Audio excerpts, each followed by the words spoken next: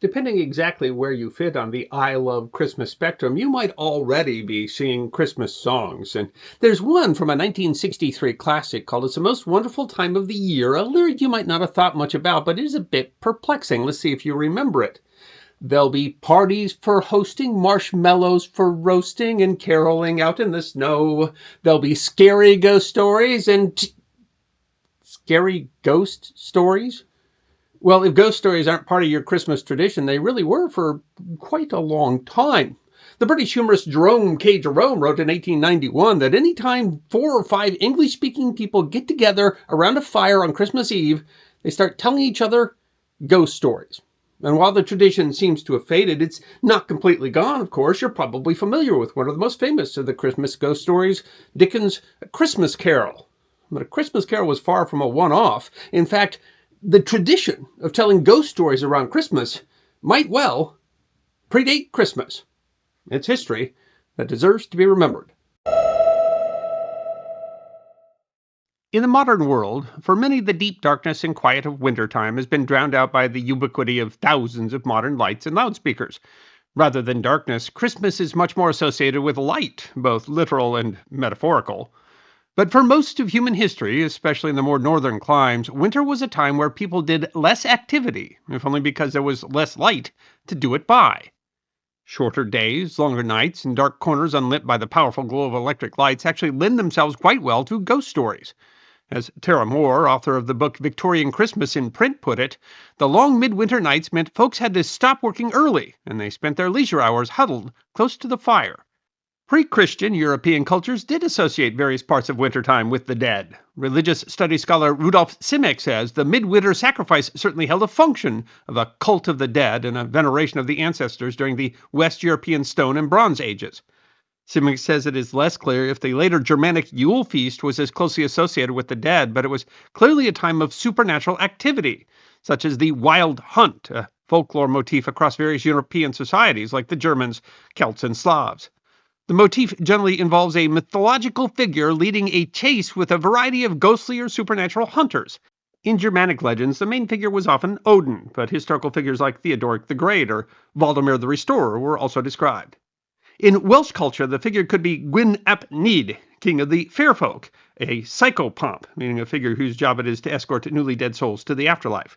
The wintertime association with the dead begins at least as early as October, which is part of why events like the Celtic Samhain are associated with the dead.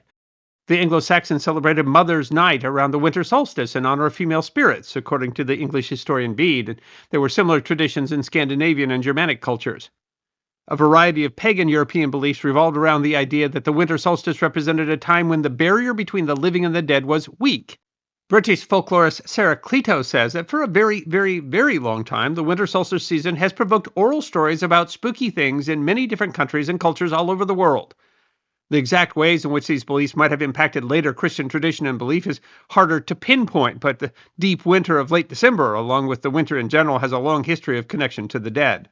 The medieval Icelandic Flómana saga includes men dying of madness, only to come back as revenants after Christmas, that the hero has to burn on the pyre, including his own wife. In England, 12th century historian William of Newburgh writes about a baker who rose from the dead to lie with his living wife in his History of English Affairs.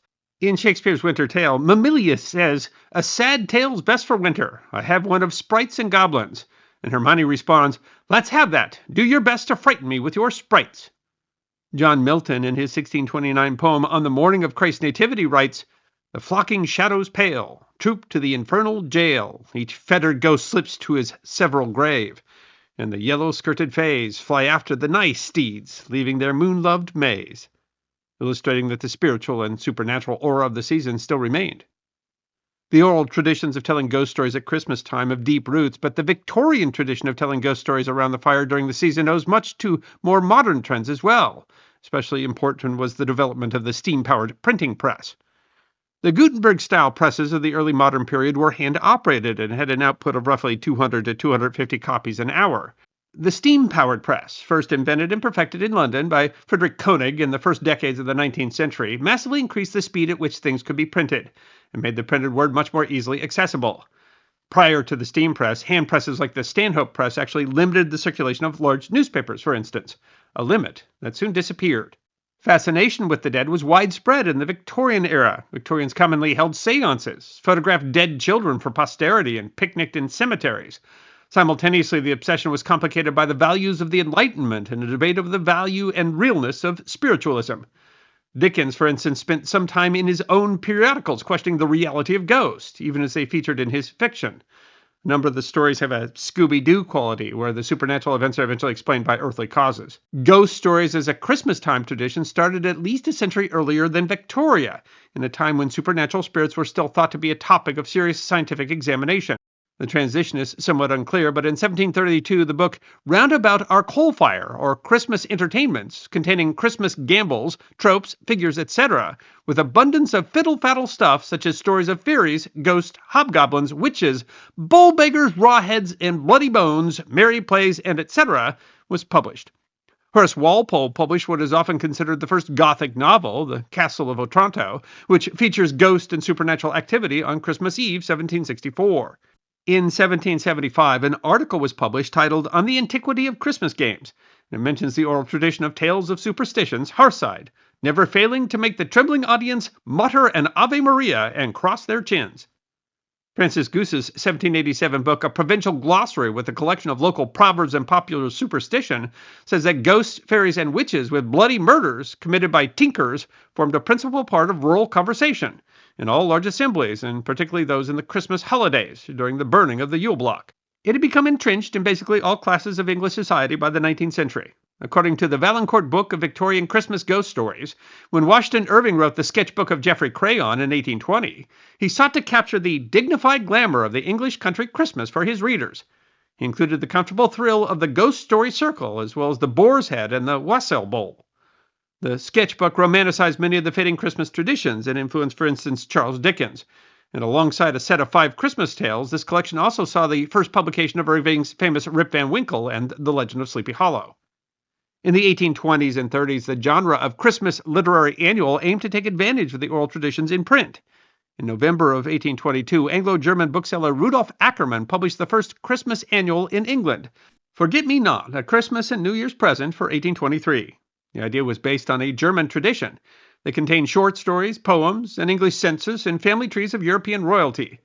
The first edition included a translation of a German story in which a mummy holding a mirror comes to life when someone attempts to destroy the mirror.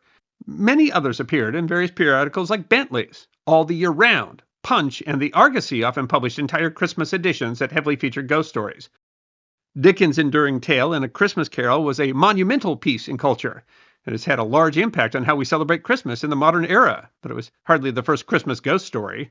The tradition and proliferation of the printed Christmas ghost story seems to begin in the late 1820s. Sir Walter Scott, for instance, published The Tapestried Chamber about a haunted house in 1828 in the annual The Keepsake. It was preceded in 1827 by J.G. Lockhart's Little Willie Bell, and around 1830, T.H. Bailey's The Mistletoe Bough appeared, based on earlier legends. It's a tragic ballad about a bride who plays hide-and-seek on her wedding day and gets locked inside an oak chest.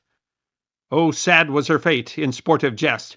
She hid from her lord in an old oak chest. It closed with a spring and dreadful doom. The bride lay clasped in her living tomb. Scott hadn't really meant for the Tapestried Chamber to be published at Christmas time, but the association was so strong that by 1830 a review of his study on witchcraft and the supernatural letters on demonology and witchcraft complained that he hadn't published it at Christmas and the fireside months.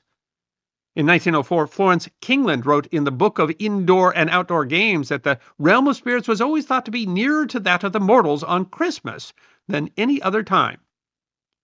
By the mid-1800s, the connection of printed ghost stories and Christmas was strong. In 1836, Dickens published The Story of the Goblins Who Stole a Sexton. And in 1841, popular American author Joseph Holt Ingram published The Green Huntsman, or The Haunted Villa, a Christmas legend of Louisiana, where a deformed huntsman chases a ghostly Christmas bride. The following year, Isabella Frances Romer published The Necromancer, or Ghost vs. Graymere, which was followed in 1843 by the most famous Christmas ghost story, A Christmas Carol. Some have even argued that A Christmas Carol actually saved Christmas from fading out entirely in England. By 1865, the framed story In the Mysterious Christmas Box and What Came Out of It, published in the Birmingham Daily Post, purported to have an inventor present a magical box which could produce stories, and had done so for the famous magazines like Dickens All the Year Round and Once a Week.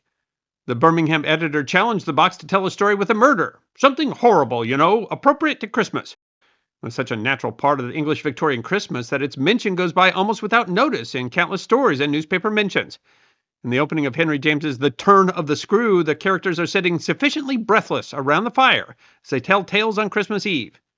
In the 1901 story Jerry Bundler by W. W. Jacobs, travelers tell supernatural tales around the fire at an inn.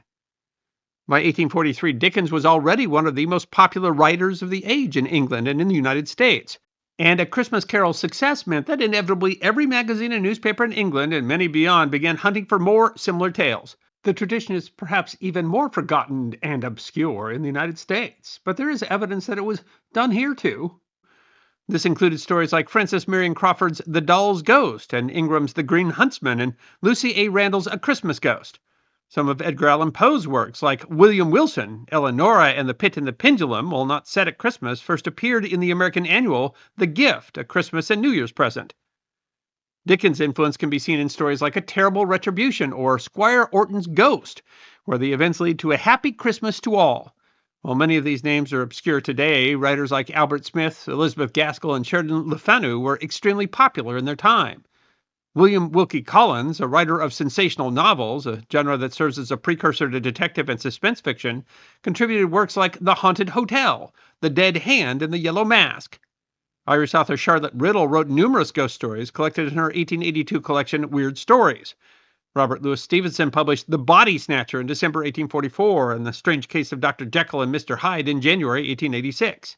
One of the most influential was Montague Rhodes James, better known as M.R. James.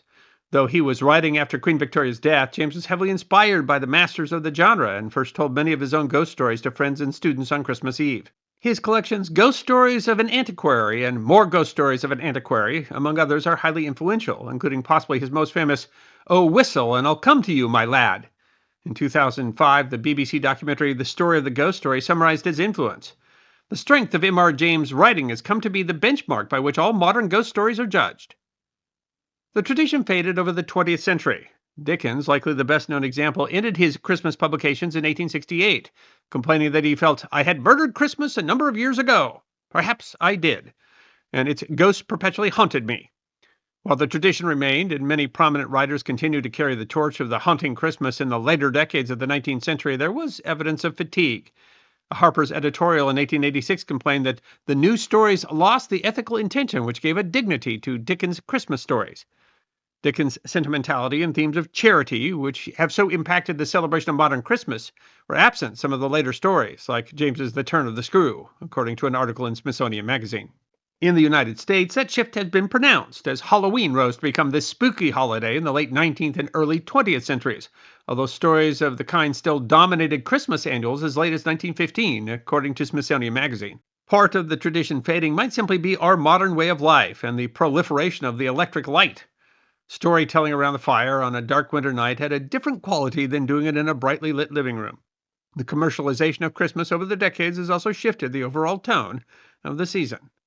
And that's not to say that the tradition of telling ghost stories at Christmas has entirely faded, because there's quite a cinematic tradition of horror-themed Christmas movies, with IMDb listing 87 titles, including 6 in the Silent Night, Deadly Night series, as well as classics like Gremlins and, of course, Tim Burton's A Nightmare Before Christmas. And there has been some call to revive the tradition. In 2017, Smithsonian Magazine published an article, A Plea to Revive the Christmas Tradition of Telling Ghost Stories. And in 2023, the New York Times editorialized, Forget Halloween, Bring Ghost Stories Back to Christmas. So what do you think? Should Santa bring something scarier than coal to people on the naughty list? Love to hear your opinion in the comments. I hope you enjoyed watching this episode of The History Guy, and if you did, please feel free to like and subscribe and share The History Guy with your friends. And if you also believe that history deserves to be remembered, then you can support The History Guy as a member on YouTube, a supporter on our community at Locals, or as a patron on Patreon. You can also check out our great merchandise shop or book a special message from The History Guy on Cameo.